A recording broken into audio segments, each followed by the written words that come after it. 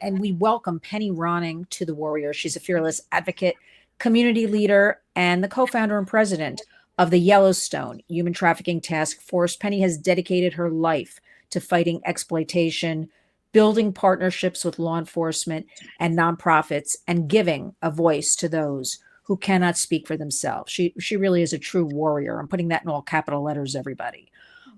She brings also the fight to the political arena, running for Congress to bring accountability, integrity, and a warrior spirit to Washington and locally. She's in Montana. And Penny, you're the first person I've actually interviewed from Montana.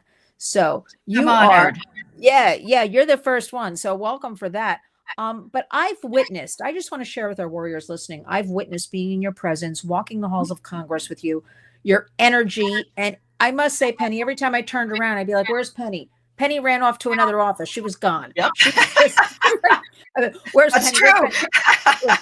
We lost her back there somewhere. She just That's goes and true. disappears and she hits every office and Mhm. she knows her stuff. And I am learning so much from Penny Ronning. She's at the front lines in Montana and she's in the national stage and she's proven to all of us she will not back down from confronting corruption, exposing trafficking networks, and protecting children and families. Lynn's Warriors is proud to shine a spotlight on all of Penny's work, her courage, and her leadership in the fight for justice. Please follow Penny Ronning at the Yellowstone Human Trafficking Task Force. That is yhttf.org.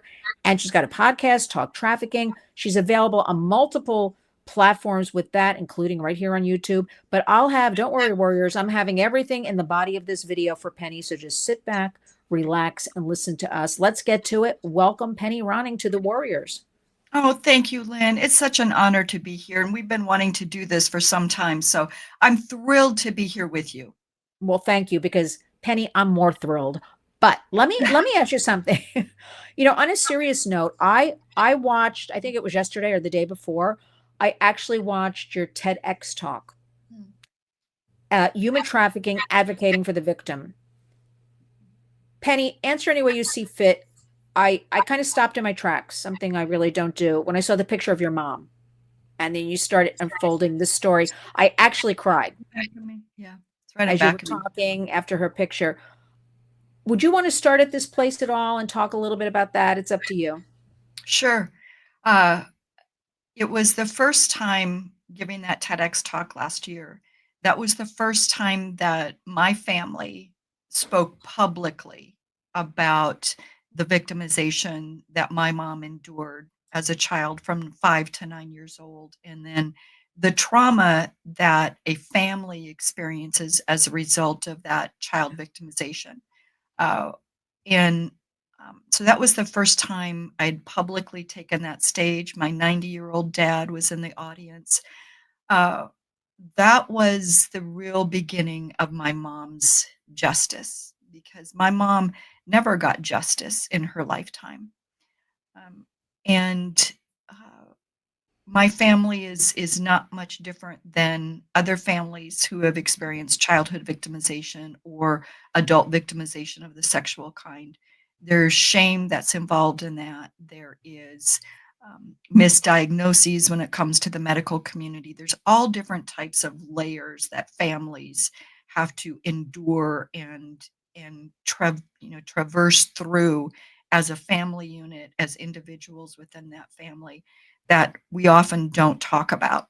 So that TEDx talk was the first time that we publicly um, talked about what my mom had gone through.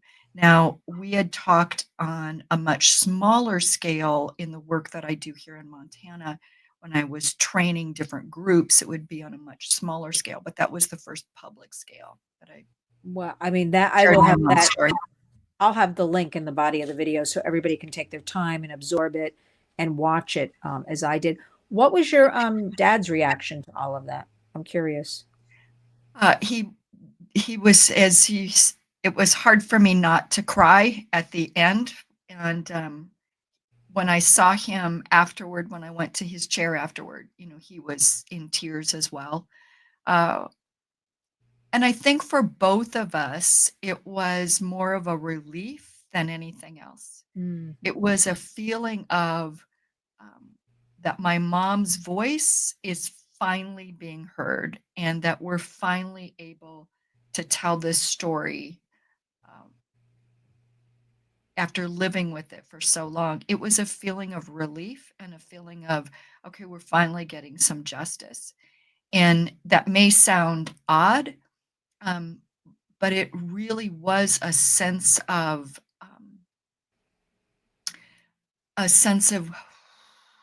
Yeah. breathing out, a sense of I could feel my shoulders relaxing Mm. and I'll share with you that uh, just prior that morning, I should say that morning, I woke up and I planned on wearing my mom's sapphire earrings when I gave that talk. Uh, and I went to put them on and I couldn't find them anywhere. No, I looked in every jewelry case I had where I thought that I had them and I couldn't find them anywhere. And I just started crying that morning because for me, that was the way I was going to be taking her on that stage with me was Yeah. symbolically in those earrings. And in the talk, I'm wearing red and wearing my Native American scarf. So I was wearing red in honor of uh, all of my Native American brothers and sisters who have been missing or murdered. So I was wearing red for them, and then I wanted to be wearing those earrings for my mom. Couldn't find them, had to go. Felt like I had just failed my mom because I didn't have those earrings. But you know, Lynn, it was afterward that weeks afterward in something just special that had happened within my family, I go back to my jewelry case and there were those earrings sitting right there. And I'm a spiritual person, and so for me, the lesson that day and the lesson of that TEDx talk is that, my mom was always with me, that it's the DNA that's inside me. It's the voice that's inside each and every one of us when we go out and speak for someone whose voice has never been heard. It's in us. It's what you and I do. It's not in a pair of earrings. It's not in a pin. It's not in anything else. It's in the very being of who we are for both of us. Wow. And that was something that I really needed to learn, but felt that, I believe that our loved ones never leave us, even in death, that there is the spirit that's still there. And I Yeah. believe that that was the lesson that my mom was really wanting me to learn, that I carry those voices inside me just like you do. We carry those voices of people you and I have never even met. They're in us. Penny, that's powerful. That, Mhm. and then to find the earrings right where you Yeah, had looked yeah, must have been like just a feeling of, I don't know what, but just what you learned. You got yeah, your lesson. That was your lesson yeah, that day. Wow, yeah. that's really powerful.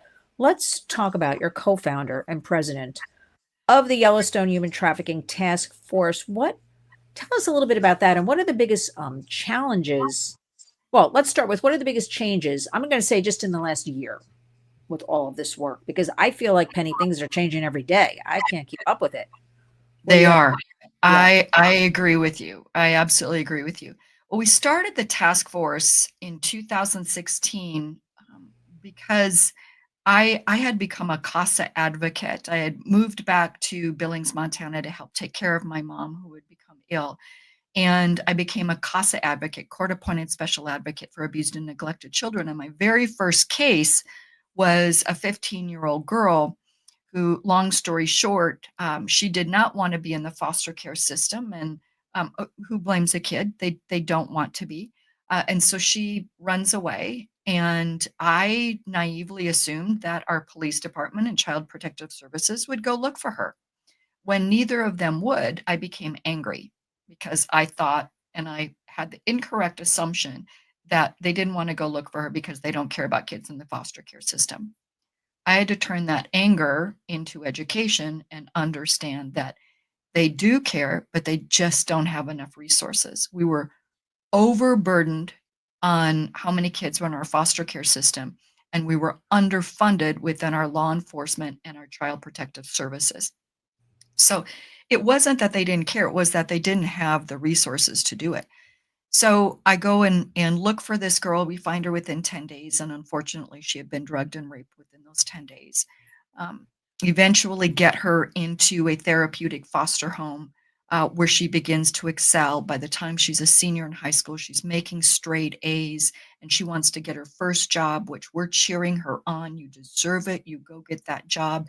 She does at a fast food restaurant, and there was a fellow employee there that saw every vulnerability still inside of her and began to traffic her out of that fast food restaurant for drugs.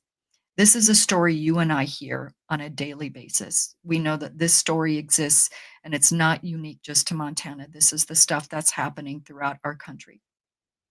But for me, that was the realization that what had happened to my mom in the 1940s was happening to children today in the community in which I was living. That is unacceptable. And it was the wake up call for me that humanity hadn't progressed that much, that we were still seeing the exact same crimes and we were not confronting them. So that was the reason and the basis for our task force to start. I went to the FBI, proposed an idea for a community solutions based task force that would address a community problem. And they got on board right away. Our United States Attorney's Office got on board right away. So this is the long story to answer your question.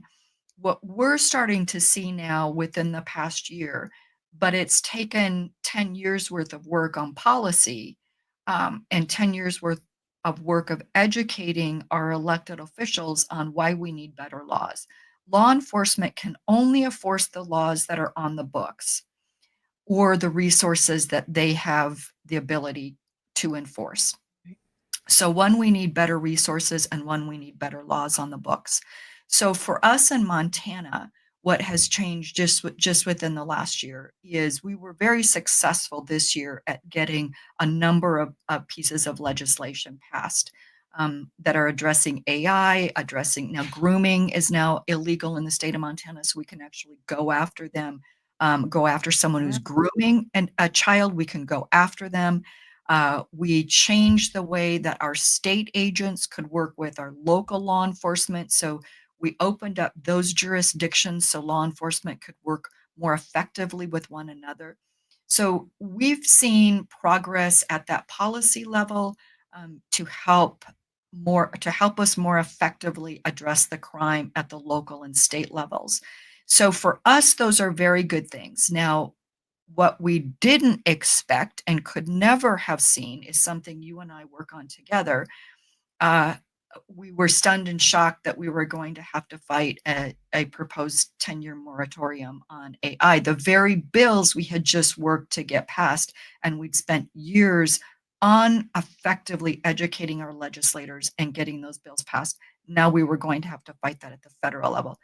That we did not expect, but you and I are both taking that on. We're taking that on and then some, Penny, because Yeah, this is not going to happen under our Warriors watch. Your right. Warriors watch, my Warriors watch. Yeah. We're Unacceptable. not going down without a fight. No, this is. We're not going down without a fight. I think it's time, Penny, we show our true colors.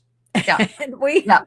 Yeah. because this to me is the biggest of I agree. everything, and this deserves the biggest pushback of everything, and is just there's really no discussion. Unacceptable. That's it. It is Unacceptable. the most dangerous thing children are facing today. The most dangerous thing children are facing today. And this is another program, but if you're saying that and I'm saying that and others are saying that, I don't understand who even wants this at all. And if you want this, well, I should leave it for another program. I was going to say, you and I get- both know, because it has to do with money. It's all that's the bottom line to everything is money. It's money. But you know, Penny, it's our children, our precious children, our babies that aren't even born yet, children, right? Families Right. disrupting. But let's get back to the kids, you know, our future adults, our future American leaders. What are we doing to them? What will this country even look like in 10 years? I can't even, I can't even go there. I don't, but we're on the fight. You're at the front lines. Yeah. I'm just going to walk behind you because I know where Penny goes and opens all those doors. I'm gonna tag along. I'm gonna tag Yeah. along. No, Um, yeah, it's mutual. It's mutual. but we're not. We're just not. This is just not acceptable. This is just Right. not happening. That so. But anyway, I want Right. to go back to something you said. In reviewing Montana with us and legislation and all that in the last year, and there's a lot of hope. Despite warriors, we're talking about all these issues, and it's dark and can be overwhelming. There's a lot of hope. I mean, look at what Penny's working on in Montana alone, and then bringing that to the national stage, bringing that to Washington. So I also want to point out, Penny, there is a lot of discussion and things moving forward, and more of the public certainly knows about these issues than they did, I'm going to say, even a year ago, right? Yes. So we have to focus on, keep educating the public as well as these legislators and just keep barreling on through and not let them get away with anything. But that Yes. brings me to the next question. Right. So, Montana, I've never been to Montana, but I know it's Mhm. big and I know it's vast and I know a lot of it's very rural. I'm here in New Right. York State. It's a whole different ball Right. game here. I live in New York City. Mhm. Um, so with limited, let me put it this way, with limited resources or maybe man or woman power, how do you, I'm very serious about that. How do you like uniquely, very spread out state, in my opinion, like how do you address human trafficking today, 2025? Like what's the talk around it, the landscape? How do you do it? Yeah, that's why I've got Sorry, big that's a big question. it's That's a why big I have big bags under my eyes too. Listen, I have Geographic bags too. Yeah, Join the party. yeah, I got bags too. Okay. yeah, yeah. Geographically, we are the 4th largest state Yeah. with one of the lowest populations. So we don't have an enormous number Right. of people to join this fight with us. Uh, but that is one of the things that we work on is creating leaders in different parts of our state. Because for 10 plus years, it has been me or other members of our task force driving all across our state just to train.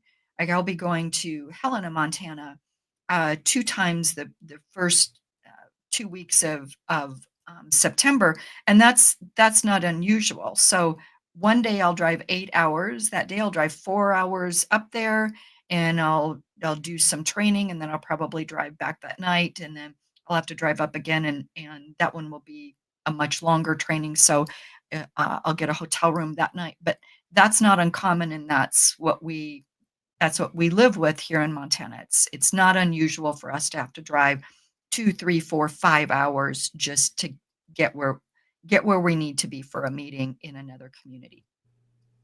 Now that said, um, when you think about what does that say to criminal enterprises, what does that say to criminal actors?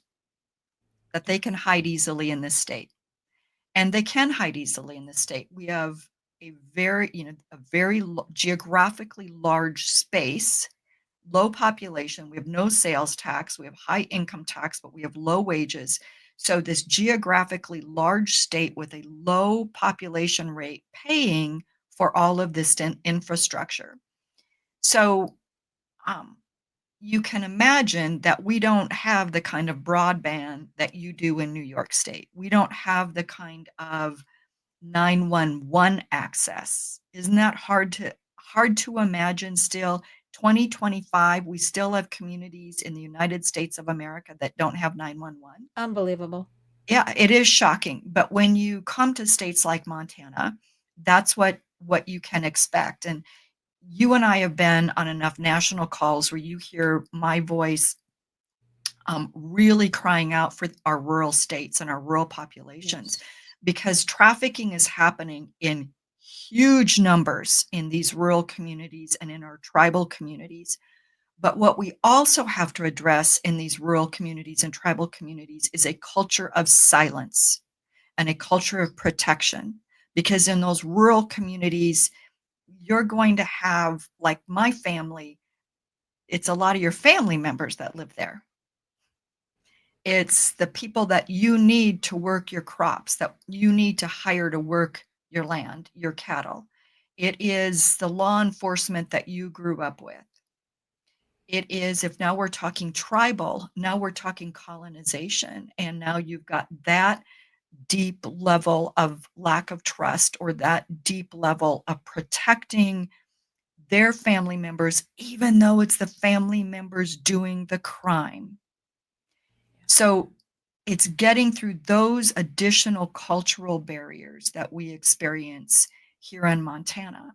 Um, we have medical facilities within our state that have so few resources that that they cannot do sane exams. So in many of our rural communities, if there is a sexual assault, if there's trafficking, if there's rape, those victims, the only way they can get a sane exam is if they drive 5, 6, 7 hours to the nearest medical facility where they can get a sane exam.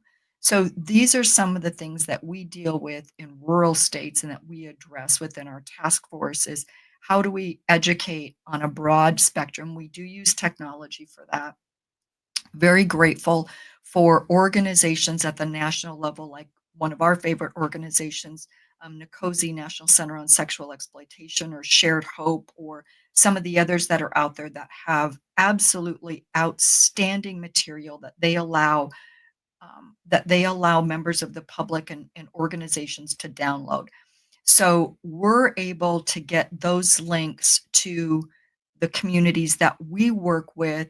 We're able to get those PDFs. We're able to get those printed materials. We'll drive printed materials to folks if they don't have the ability to print things out in a large number.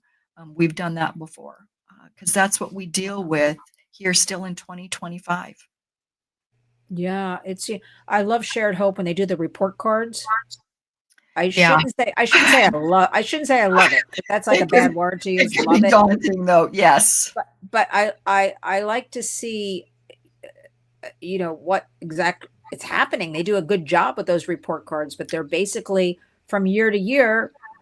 I have to say in the last 5 years, they're not really changing that much. Yeah. The different states for actually failing for their Right. human trafficking overall. I'll say overall, right? You Right. don't see too Right. many like the top, like at all. Everybody's got like a C or E or an F or something, whatever they're graded on. So, but I do like to look at them just to, I don't know, look at them and see what's happening. But it tells me, it tells you, there's so much more work that needs to be done. Why Right. isn't it improving? But you touched on you mentioned the word technology. Mhm. So I have to ask you, Penny. So now the thorn in my side and in your side, that AI, that artificial Mhm. intelligence, listen, it's everywhere. I Right. can't turn on anything now. I don't see AI companion. I got the AI on the Right. tweets or the X's. It's like all over the place, right? We can't escape it. Um, okay, I have all these big loaded questions for you. How are traffickers now using that, exploiting the tools of AI and trafficking more people? Mhm. So we have a case which I can talk of the information that's out publicly, uh, and whether this guy used AI to the degree that we're seeing traffickers use them now.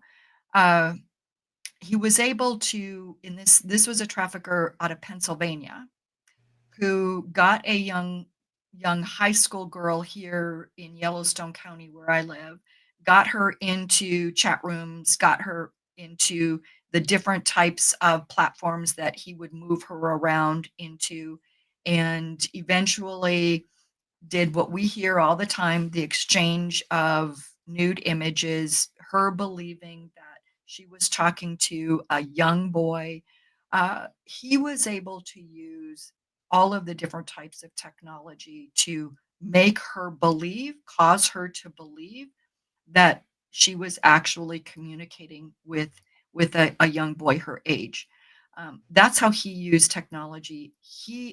Him being in Pennsylvania began trafficking her here in Yellowstone County, where she would, because he was blackmailing her, sextorting her, and she would you know, leave her home at night to be raped by different men, and then the money would go into an account under her name, but it would go to him.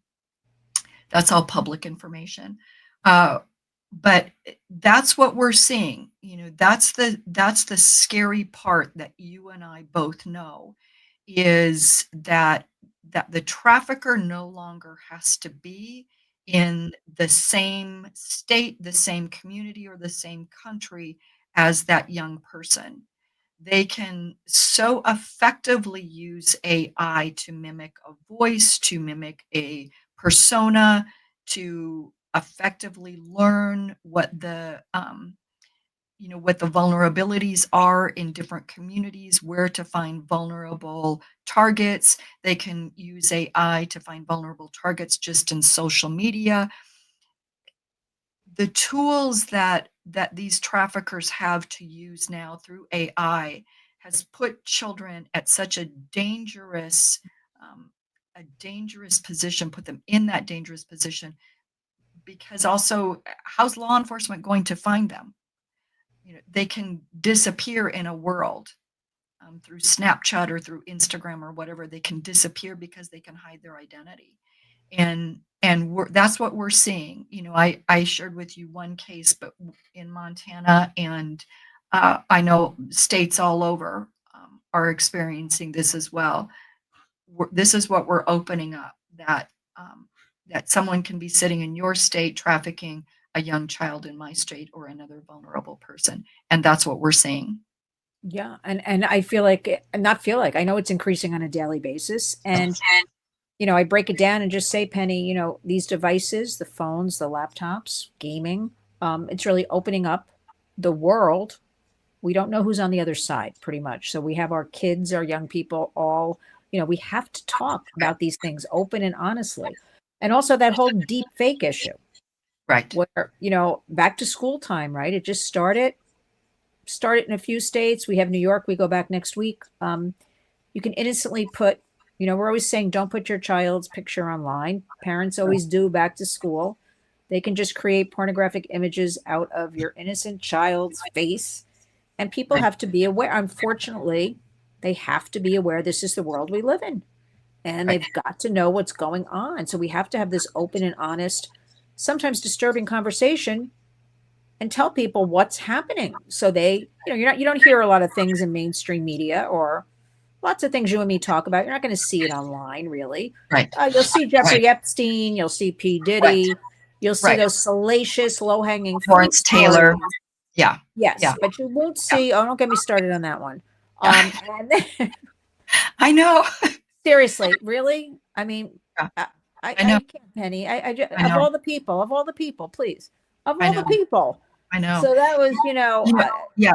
but One I of the do. yeah. Yeah, go ahead. Yeah, Go. one of the points I wanted to make about, and I was just thinking about this, because we had talked a little bit, you and I had talked a little bit about this before we went on the air, but when we're talking about AI and the accessibility of traffickers, predators in other states, so you talk about a state like Montana. I told you low population, underfunded with our law enforcement. When you think about that, and you think about not only are we putting victims in challenging positions, but think about the law enforcement. I Yeah. really want people to think about this. Think about the law enforcement in what they're seeing on a daily basis, the level of violence that they're seeing. And then when it comes down to, okay, this trafficker is in Florida, or this trafficker is in Georgia, or this trafficker is in Nigeria. Now the state of Montana has to pay to extradite that person here. Do you think that the state of Montana, who's already underfunded because we have a lower population paying for big infrastructure costs, do you think that we're going to, at the federal level or the state level, start dumping money into extraditing these folks back? So think about what that does, not only to the victim, but also to that law enforcement, the psyche. Think about that mental illness, that um, Yeah. the emotional illness that they have to experience knowing they just investigated one of the most horrific crimes, and now the state doesn't have the money to extradite this person back here and put this individual through a prosecution system. Those are the conversations that we have to be having also, when we talk to our different policymakers about why it's so important. Federal legislation is why federal legislation is imperative, but also what we're looking at as a country and what states are having to deal with. These are real costs, and our those constituents of our elected officials, they expect if a crime happens that they're going to get justice. Well, if your state doesn't have the money, that justice isn't going to happen. Yeah. And I mean, that's basically every state I know has kind of this Yeah. almost response. I'm thinking about this. I mean, I was going to ask you about law enforcement and response. You kind of answered that, but it leads me into my next question, Penny, which is, all right, you've worked to bring law enforcement together with nonprofits, Mhm. community leaders. What makes those partnerships, and I mean this, like truly effective as opposed to just symbolic? Yeah, it's critical. And one of the things I'm very honored, Truckers Against Trafficking, they go by TAT now.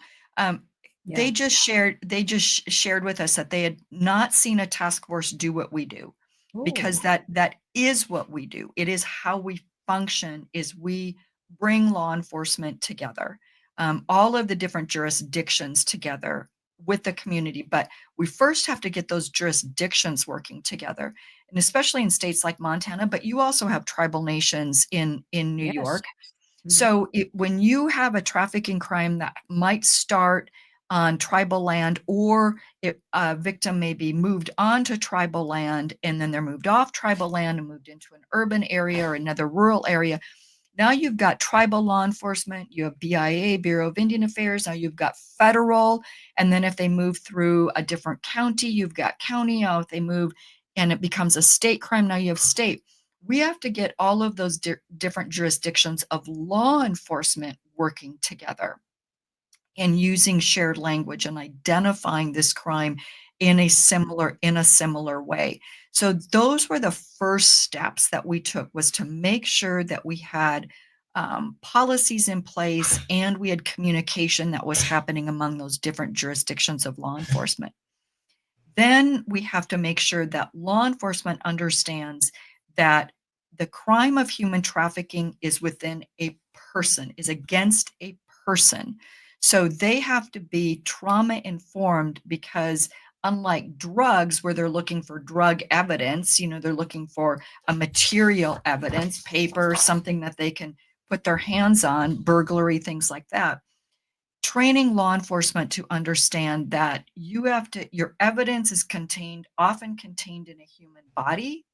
You may find imagery online of ads, things like that, but getting law enforcement to understand and work with that victim in a different way, to not see that victim as a criminal, but also to understand the evidence is also going to be within that victim's mind, within their senses of what they can remember smelling, what they remember hearing, things like that.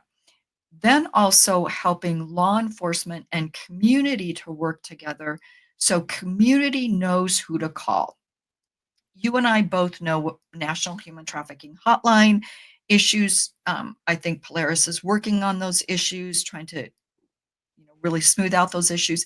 But the reality is that anytime they're calling a hotline that isn't in their own community or their own state, that is expanding the time that law enforcement's going to get that information. So what we did within our state and our community is we have to narrow down that time that law enforcement and community interact with one another on a tip. We got to narrow that down. Those were all the first steps, the first year that we were in motion, that we started to listen to law enforcement saying, how do we need to get tips to you faster? What do we need to do? And then community, we've got to get out and educate you as fast as we can and give you the right phone numbers to call, so that we decrease that time between a law enforcement response and where a victim can get help. We're separated from their trafficker. So hopefully we can save that life and get that trafficker and that buyer off the street. I mean, exactly. You described, Penny, that, these things happen in a minute.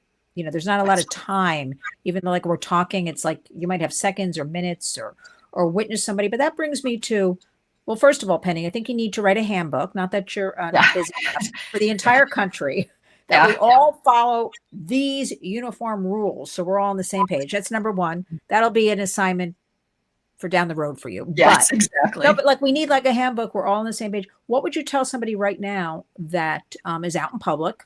Maybe they're at an airport. Maybe they're at a mall. Maybe, they're in the supermarket. They think something. Because Penny, I've had so many people say to me over the last few years, I thought I saw something. I felt it was wrong. I didn't do anything. They'll be like, yeah, it didn't feel right in my gut. And they said, it's bothering me. I never did anything. What would you tell somebody right now, since we don't have all these systems really set up? If they witness something, what should they do? First is it's always better to make the call and be wrong than not make the call and be right. Make the call and be wrong, who cares? Um, what we recommend is, and it's shocking, people don't realize they can you can Google and get the number to FBI right in the area in which you live, in the Mm. state the state in which you live. We always recommend first phone call you make is to that FBI office. And you can Google and get that FBI number. And people don't realize that they can do that. That's what we always recommend. First phone call, call FBI. If you think it's a life, if you think someone's life is in danger, obviously call 911. Try to find security if they're at an airport or a major shopping area. You look for security and you get bodies there. However, all of that said, we do say if you suspect human trafficking, we recommend that no one interrupt the situation, that they move to a location where they cannot be heard by the suspected trafficker or buyer, and they make that phone call. Because if that trafficker or buyer hears that someone is watching them, that could put that victim into greater danger and into immediate danger. But that's what we recommend is the first phone call that you make to the best of your ability, call that regional or that FBI office right in that area, and you can just get that number literally by Googling FBI in and then just state the city that you're in, and you'll get that number. That's what we recommend. The reason we recommend FBI as well is that they have jurisdiction everywhere. They do. Especially in states like mine, where there's a heavy tribal presence. Um, FBI, because if it's on a tribal reservation, that automatically kicks it to a federal crime. So once again, you have jurisdiction with FBI there. That's why we recommend it, is because they have jurisdiction everywhere. Um, Local municipal police don't. County sheriffs don't. Um, Another good number to call is the Homeland Security tip line. That is also another very good national number to call. We recommend that one as well. Yeah, because unfortunately, and we work with a lot of law enforcement, but here in New York City, Penny, two cases we were on when we called 911. Yeah. It was in a public, one was a hotel lobby when this little boy wandered in selling candy very clearly. But anyway, long story short, uh, they showed up 8 hours later Yes, and we that's were long exactly right. gone, but the hotel told us about it, kind of, and that Yes. happened twice. So I was always, 911, but in places like New York City, they don't consider it an emergency and they're Yeah. understaffed and they just don't show up for this. If we say Yes. we think it's just a child endangered, so I like Yeah. that. I'm going to make sure I have these numbers listed for everybody. Do you want to And weigh in at and all? Oh, go and ahead. Lynn, that is true for everywhere. I'm not kidding you, it is. The reason I hesitate on 911, if someone's life is in danger and you think someone's life is in danger, and you have to really get that across to 911. But the other reason 911 and why we hesitate in saying your local municipal police or the non-emergency number is because if a patrol officer, an officer in uniform shows up, that potentially is going to put that victim into immediate danger as well. And that victim's going to shut down Yeah. because there's Oh, no trust for law enforcement, but also it's just going to put that victim into immediate danger. One of the things we recommend is if the only option you have is to call 911 or a non-emergency dispatch for your municipal, if your district, your jurisdiction is large enough to have street crimes or detectives that are non-uniformed, so they wear street clothes, we recommend people ask specifically for a non-uniformed officer, and specifically ask for street crimes or vice or a detective that can come and they're in street clothes Yeah. versus a uniformed patrol officer. I mean, that makes such good sense. Penny, weigh in if you want or you don't want. What about Washington? Doing enough, not doing enough? Where are we going with all of this? So not nearly enough, not even remotely close to enough. You and I would both love to have the highest office in the world, acting quickly, and I don't care who's sitting in that office.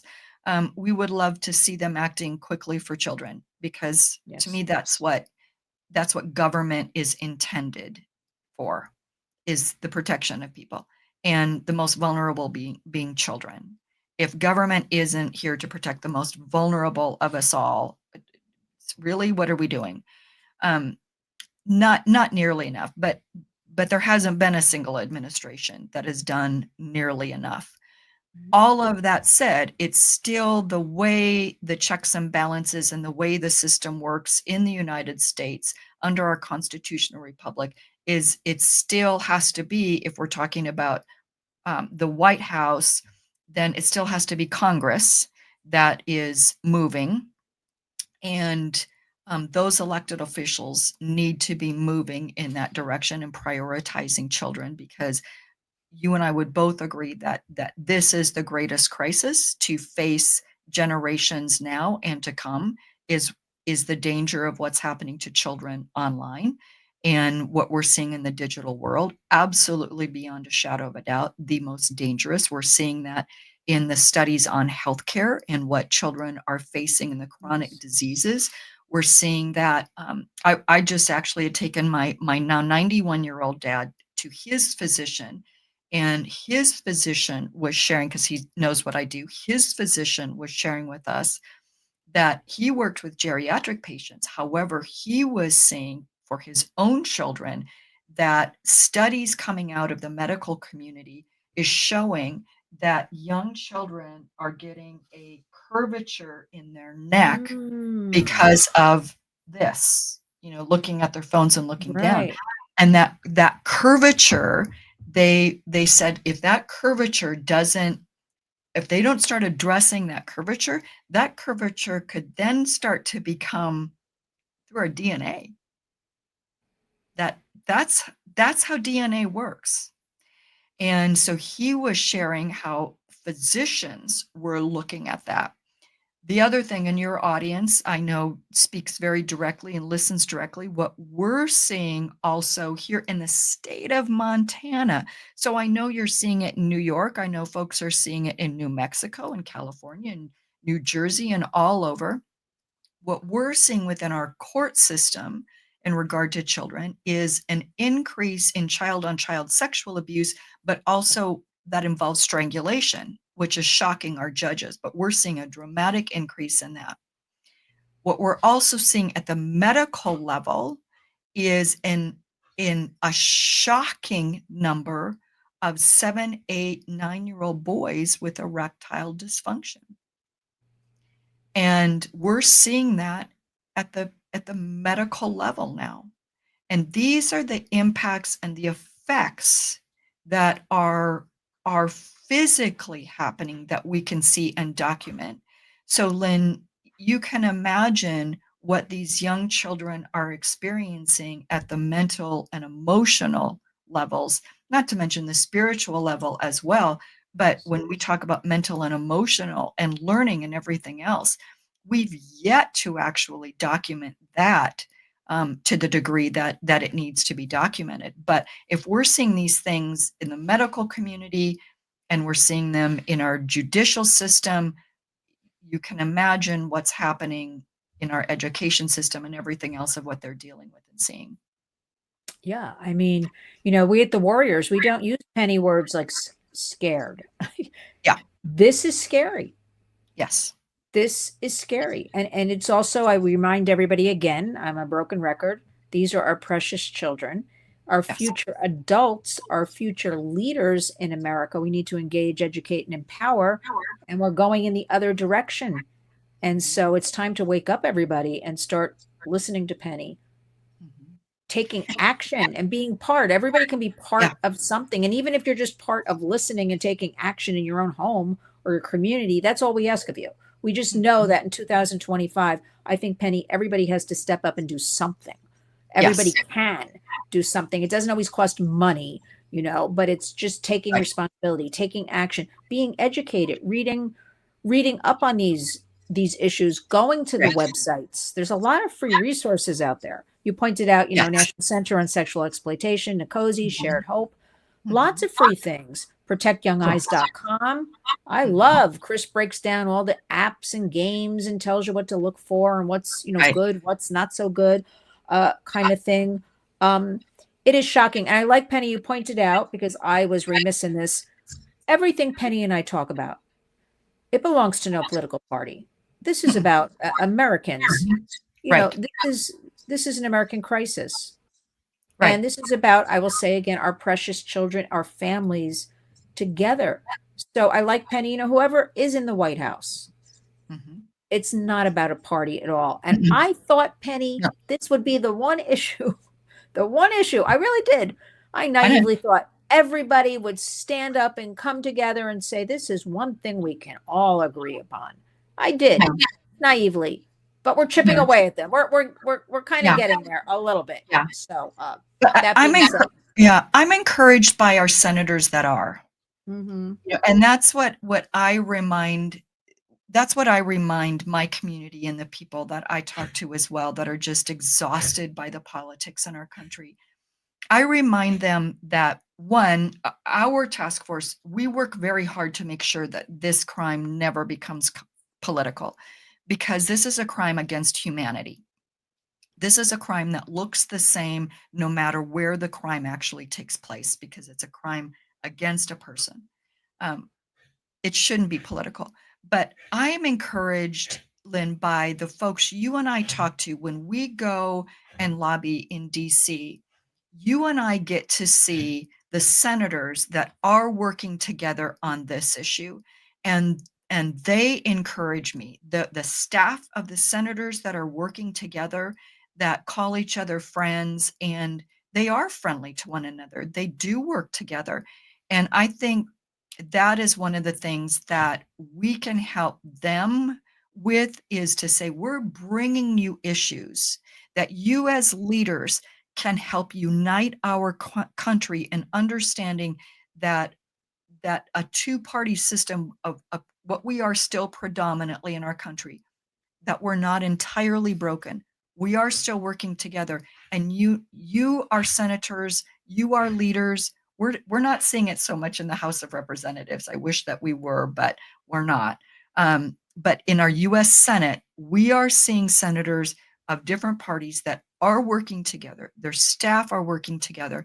And I think that we as citizens need to put some more pressure on them to say, yeah, keep working together, and we're going to demand that you work together. But not only that, this is going to help you become a leader because yes, people out here, regular citizens, we're exhausted by the fact that we have less than 8,000 elected officials in our country. Did you know that? We have less than 8,000. That's the state and Congress all together. Less than 8,000 elected officials in the United States of America that decide the policy that all the rest of us live within and live under. Less than 8,000 elected officials I'm not within, liking that, but okay. yeah, within the entirety of our country. One, that's Mm, why our vote matters, but it's also where we have power because we as communities can come together and put the pressure on them to say, this is what we want you to agree on. This is about children. This is about future generations. This is about the future productivity because it's not just the leaders.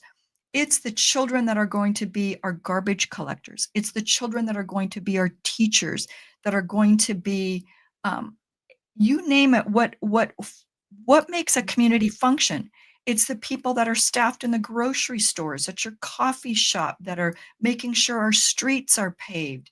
It's all of the people that make sure communities function. These are the adults that are going to be in those Mhm. positions, and what are we setting the future of our community up to be if the only thing we're going to have is the majority of these children be and become the broken adults? That's going to be a scary place.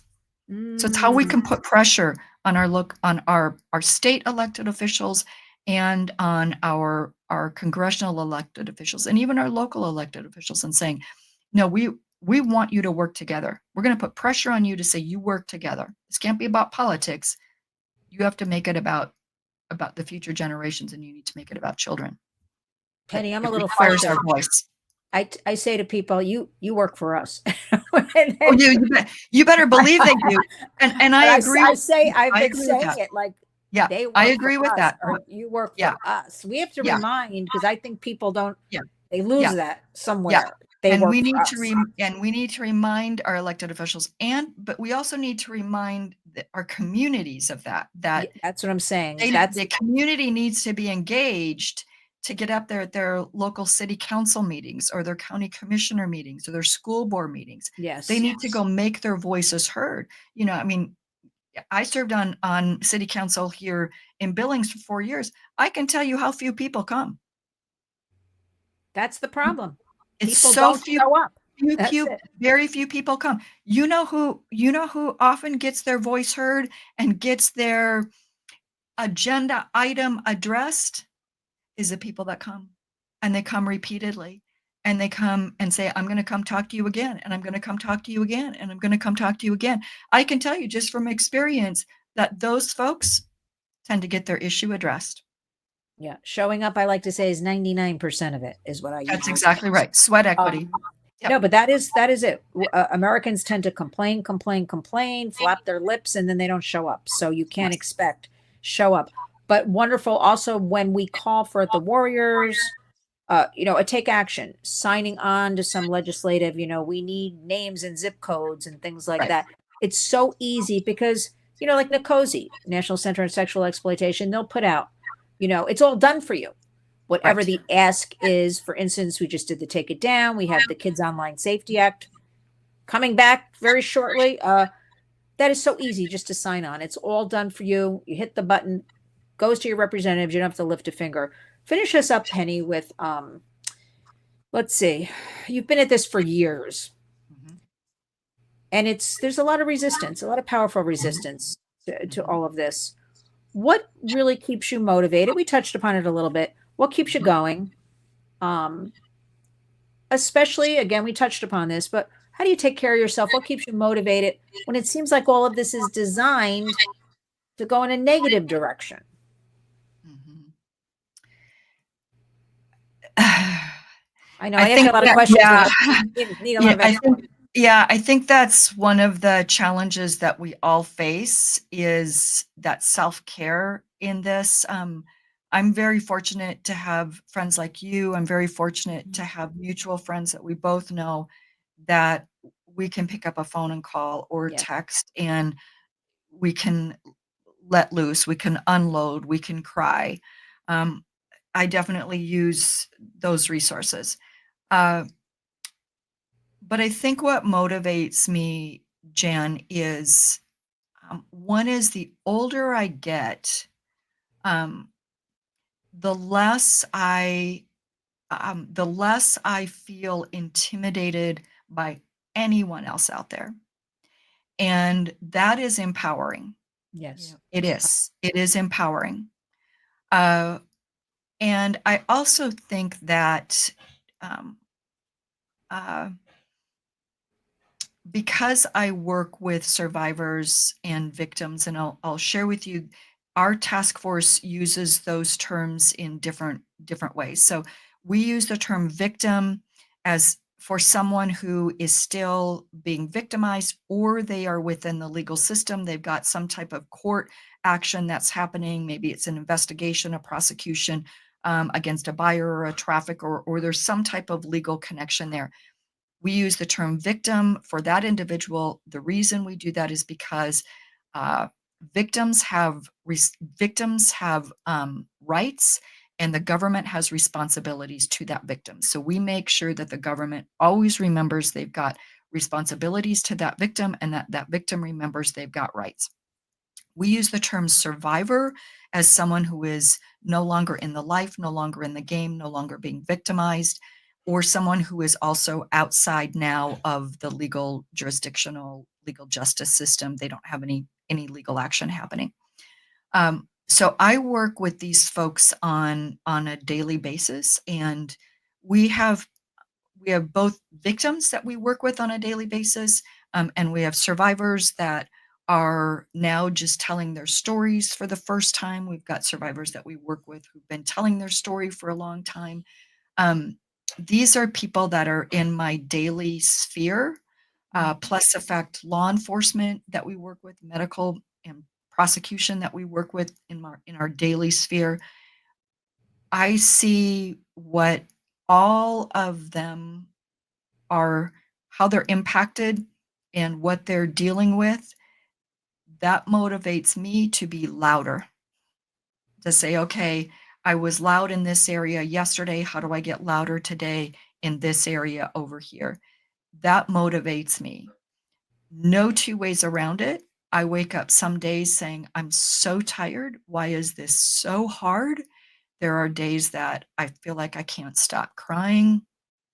Um, but all in all, it goes back to what you and I talked about at the beginning. My mom's voice is inside me. Yes. There are all of those voices that never got to be on a YouTube channel with Lynn. Those voices are out there. You are their voice. That's what motivates me. It is. It's what motivates me every single day, and it gets me up and says, I have to do this today. And whether that is divine or within my DNA, which for me and my spiritual belief system, that's a combination of both. Um, it is who I am. I'm not anything outside of that. That is who I am. Yeah. Um, if I had the ability to sing, I might be a singer, but I don't. So, it's this is who I Just am. sing whether you think You you know, can or yeah, not. yeah. Why? This is who I am. Yeah, Why? exactly. Yeah, But yeah. it's interesting, Penny, because I started the Warriors when I woke up one day and said I'm becoming a warrior just out of nowhere. Like I really kind of was motivated to do this. And I thought, who's going to stop me at my age? This was about 6 years ago. Um, who's going to stop me? I'm just going to be an expert. I'm just going to go meet people. I'm going to start talking about it. That's it. Um, it's very empowering what you said because I'm really, and it took me years. You pointed it out. I sort of don't really care anymore what people think of me. That's kind of a big one. Mhm. I know I have purpose. I know I have to carry messaging um, for those who can't. And I have to be a strong role model as well, from not only my family, for community. That's our hashtag at the Warriors. Community creates change. That's Yes. what I say on a daily basis. And um, that's just it. But Penny Running, you are so brave. And I don't use that word brave a lot. I'm using it with you. I could talk to you for hours. You must promise me that you will come back as we move into the fall and a lot of things we'll be Absolutely. working on. Um, we must talk more frequently because these issues Yes. are complex. They require more than, an hour here and there. We need to, buckle down on issues as they come along and really focus and get the public involved. And I'm just so honored that I met you and that I could walk the halls of Congress and have a few laughs Oh, we have because fun, don't we? no, Yes. because We do. I until then I was doing it until fairly recently. I was always alone. Yeah. So this way, at least, I can have a few laughs. My Yes. biggest laugh is always saying to our friend Jan when she's with us, Penny, Penny's gone again. Like I'll be addressing you like, oh Penny, did you? Jan's like, where did she go? I'm like, she must be in an office way back there Yeah. somewhere. We lost her. Yep. We lost her Yep. somewhere. And But I we would always be, yeah, and I would catch be, up again.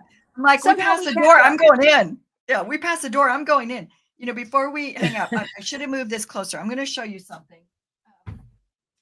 So, this, and I hope you can see it. Oh, I can This see I it. have, and it's got reflection on it. This is a dear friend of mine made this. I'm trying to get it to where you can't see that. And I'm hoping you can read it, but if you can't, I what it can't says read the here, words. What does it say? it says, she is a warrior for good. Oh, And it's got reflection on it. So sorry. This no, is that's good. I love my that. my dear friend Lynn I love Caldwell out of Washington State. She does beautiful artwork, and I got this from her, but I I love that. always think of you, and it sits right at my view, Oh, right by my desk. And she is a warrior for good. And I always think of you oh, when I Penny. look up there. And but But that I want is you it. to. I want you to look at that for yourself. You look at it for I yourself do. too, Oh, because I if it's do. right by your desk, Yes, because I do. listen, you may have that Penny, but I have a plaque that says "Success is the best revenge." that that's what I have. Yeah, yeah. Sorry, I just had to throw that in, That but too. Yeah, that's that what my too. plaque.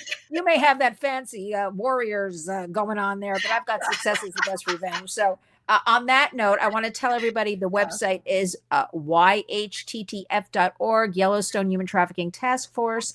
Again, Penny's very active online. I'm going to have all of this in the body of the video. Now, Penny, let me behave myself. Really, on behalf of Lynn's Warriors and all of our viewers, we thank you for your tireless work, your courage, your leadership. I learned today so much. I really do feel enlightened. I learned a lot from you today. And you're co-founder and president of the Yellowstone Human Trafficking Task Force. And you're somebody who is just been carrying this fight from your home state, Montana, right now, all the way to the halls of Congress. I think I described how you're running away left and right, accosting these people, which I'm going to start doing a better job at. I learned from you. I'm going to be tackling them to the ground next. It's going to be all your fault.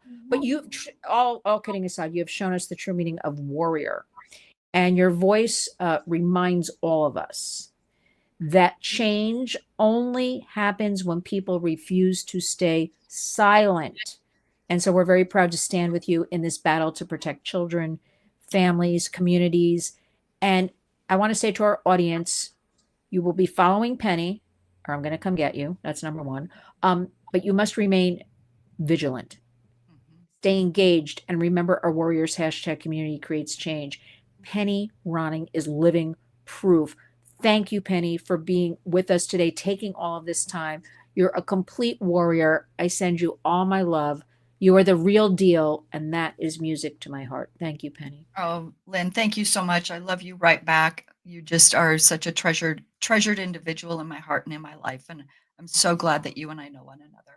Truly. Thank you. Thank you for all that you do. Thanks, Penny. I'll talk to you again soon. Thank you.